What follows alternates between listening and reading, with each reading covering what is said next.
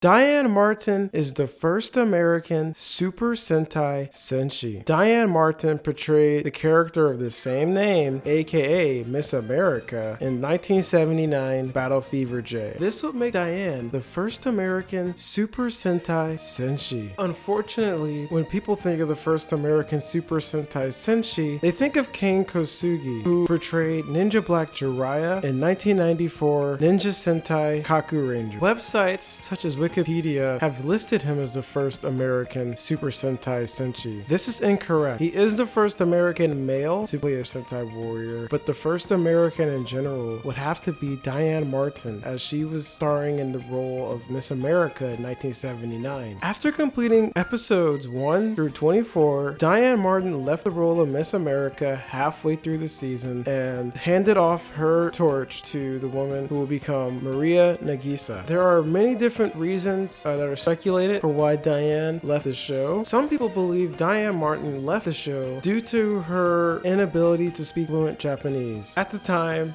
she was apparently not very fluent in Japanese, and she was voiced over by Keiko Yokozawa and Lisa Kamaki. Lisa Kamaki portrayed Peggy Matsuyama, who is better known as Momo Ranger from 1975 Himitsu Sentai Go Ranger. Diane's co-star Narumitsu Kurai, aka Battle France, commented that her Japanese unfortunately was not very strong during the time of filming Battle Fever J. However, I'm not sure if this is the reason she ended up leaving the show. Super Sentai has a history of hiring models to portray the Super Sentai warriors. Some of these models have acting experience, and some of them don't. Such was the case for Kana Fujieda, who was tasked with playing Adjutant Shima in 1985 Dengeki Sentai Changeman. Kana Fujieda was a model who had no acting experience, so they decided to have her voiced over by the male voice actor Mishiro Ida from episodes 1 to 52. It is during episode 52 that Kana actually uses her real voice, from 52 to 55. So for 3 episodes of the series, she's actually speaking. The other 52 episodes, dubbing over her voice. Also, Kane Kosugi, the second American Sentai Senshi, also could not speak fluent Japanese when he started filming Kaku Ranger. In an interview with Hiroaki Ogawa, who played Ninja Red Sasuke in Kaku Ranger, he said that Kane Kosugi was not fluent in Japanese, and the whole cast and crew would work together to help Kane get through his lines so he could do his speaking roles. Ninja Black は最初は本当に英語しか喋れませんでした。ケインはアメリカ人なので。で、彼に、日本語を僕たちが教えて、彼から英語を教わってました。はい。だからちょっとずつ喋れるようになりました。はい。Okay, actually, Kane you talked about, right, Martin? He really didn't speak any Japanese. He only spoke English.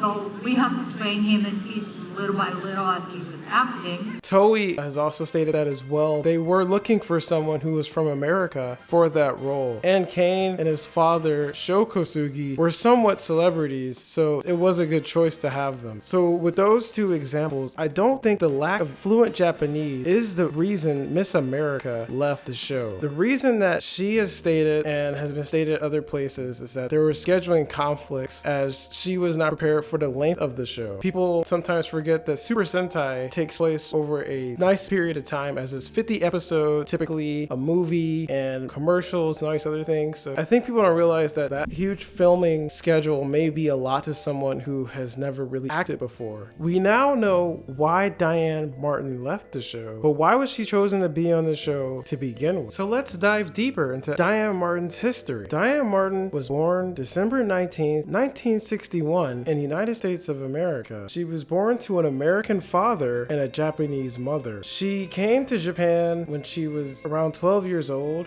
due to her father relocating for work. And while in Japan, she continued to go to English-speaking schools. So that's probably why her Japanese wasn't the strongest when she was playing the role of Miss America. And while she was in Japan, she started working as a model. And this meant she would be doing campaigns, and all types of different ads. And eventually she worked to do a campaign for the Korakuen amusement park. Super Sentai is a sponsor of the Korakuen amusement park, and they approached Diane Martin when she was 18 to come work on Battle Fever J. But why would they approach Diane Martin? What was so special about Diane? Well, at the same time, there was another woman who was also born in America but half Japanese and was incredibly popular at the time and is still somewhat popular to this day. That is Agnes Lum. Her popularity made Super Sentai feel like they needed a half American to be in their show as well. It just happened to fit with the theme as well for Battle Fever J. It was just a very awesome mixing of timing and themes. If you don't know, Battle Fever J was a co-production with Marvel Comics. This was after 1978 Spider-Man, a co-production between Marvel and Toei to bring a live-action Spider-Man show to Japanese TV screens. This show included Spider-Man driving a car, which could fly into a giant spaceship, which could also change into a robot that would fight giant monsters.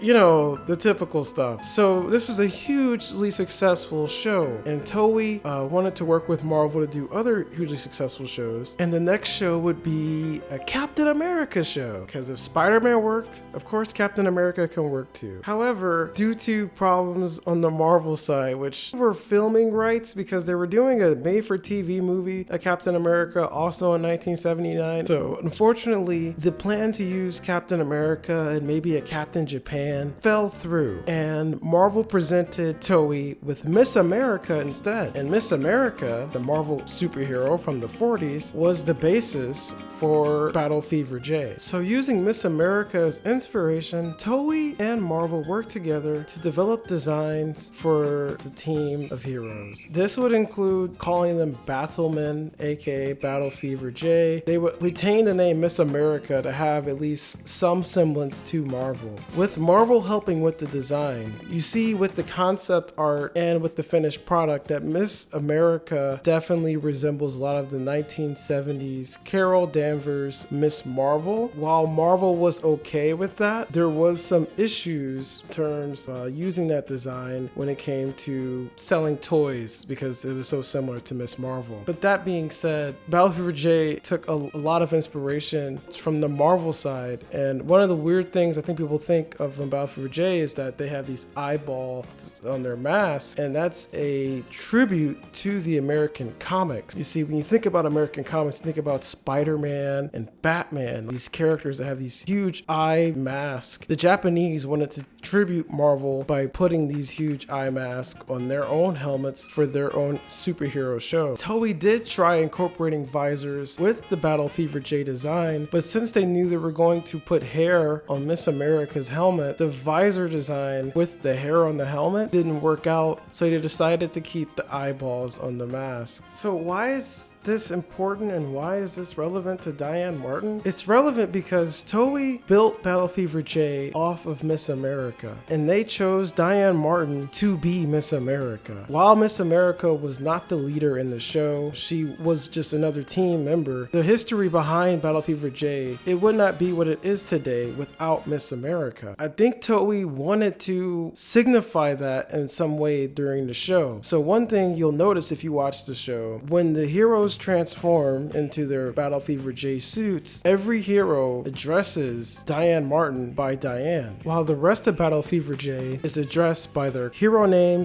/ country name, aka Kenya or Japan. This may seem not very important or relevant today, but Super Sentai, until shows like Jetman and ZU Ranger and Die Ranger, many of these Super Sentai shows are very militaristic. They would address each other by their titles instead of their names. So the fact that Toei decided to have Diane Martin's character addressed as Diane may have been a way for Toei to somewhat let us know that Diane had a somewhat interesting role to play in the formation of the team. This may also be connected to Toei treating Diane Martin as their own Agnes Lum, because Diane Martin is the only Super Sentai actor or actress to have both their first name and last name as their character name. Now, it is not uncommon for Super Sentai to take the first name or the last name of an actor or actress and make that the character's first name or last name. It happens a lot throughout Sentai, you won't believe it. However, it is never been done before that a character's first and last name is the same as the actor's first and last name. Again, I really think Toei may have had some reason to do this with Diane. Maybe not just for wanting to have their own Agnes Lum, but it could have also, again, just been because they appreciated the fact that Miss America was helping them create this show.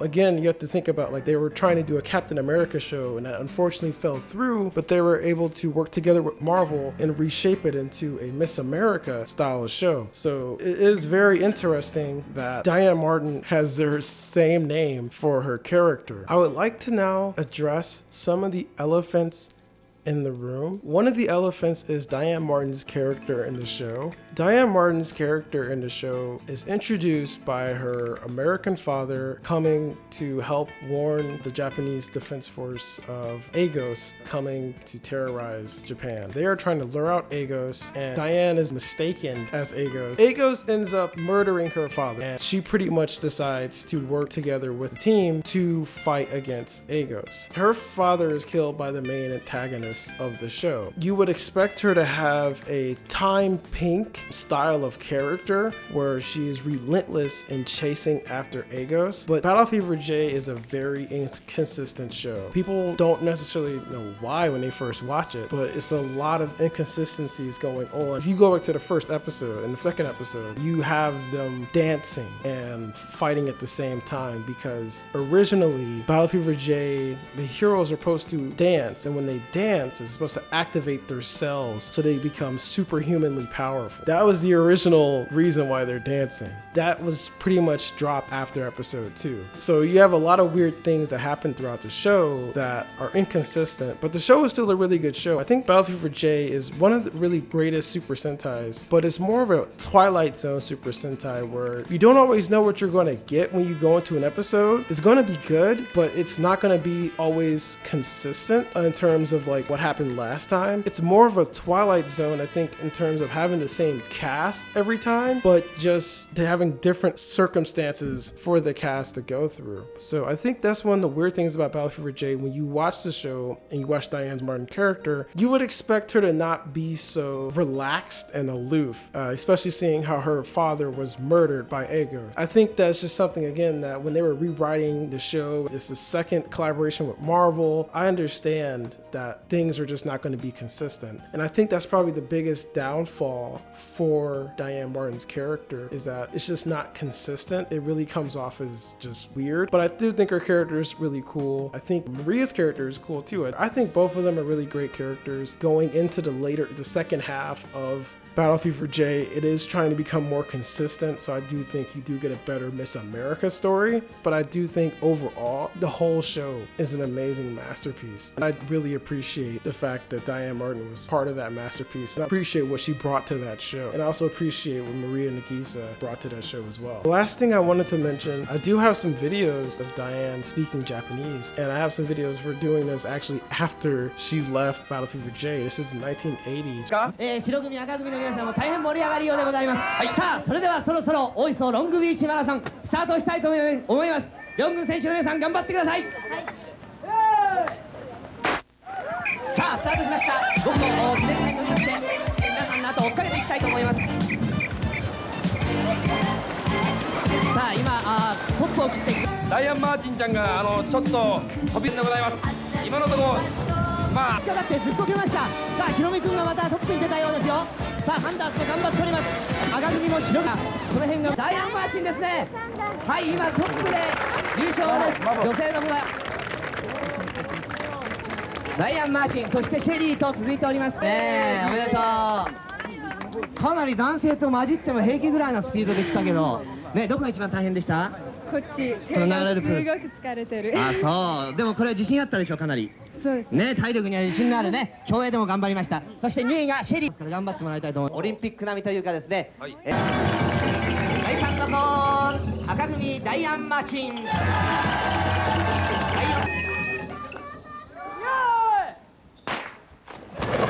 皆さんご一緒にしたんですね。前回はダイアン・マーチンが今回もリードしてますね。さあさあ真ん中を過ぎたところでダイアン・マーチン3コースのダイアン・マーチンがかなりリードしています。あとは途中で止まった方いろいろいます。今ダイアン・マーチンが2メートル1メートル、さあ時間が出てきます。課題は到着。女子自由形決勝は第3コースのダイアン・マーチン17秒。先ほどございます女子平泳ぎ決勝自由形決勝赤組ダイアン・マーチンちゃん。Also, there's like this other show she was part of with other Toei actresses, including Yumi Nimoto, who played Misa Arashiyama in 1981 Taiyo Sentai Sun Vulcan. Thank you for watching the video. This is Yuri Arashiyama. I hope you have a wonderful day. Goodbye.